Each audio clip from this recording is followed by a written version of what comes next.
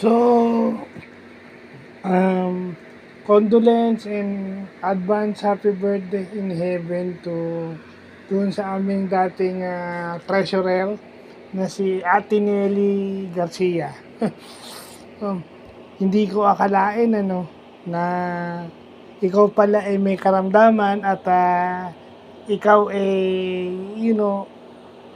may dinaramdam at eventually nasa langit ka na pala. So, sa iyong pamilya at lalo na doon kay Candy dahil si Candy lang naman ang kilala namin eh. So, condolence sa inyo.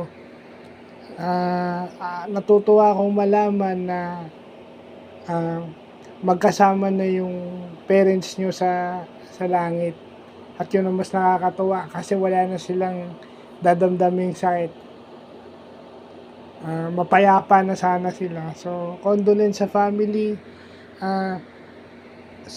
In behalf doon sa amin, kay Kuya Bo, kay Ate Yani, kina Joel, Ate Amelita, Trina, pati kina Rosili, ako na yung humihingi ng na ako na yung nakikiramay. Kasi baka hindi ako makarating dun sa lugar nyo kasi nga, may meeting mamaya, baka gabihin, mahirapan akong bumiyahe. So, ito na lang.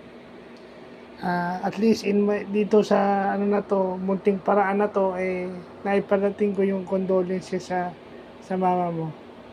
So, yun lang. Condolence ulit.